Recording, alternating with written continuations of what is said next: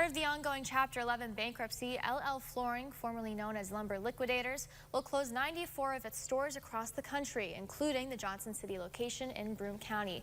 The Elmira location in Chemung County will also be closed. The company stresses that Chapter 11 will allow itself to be reorganized for a sale of the business rather than completely shutting down.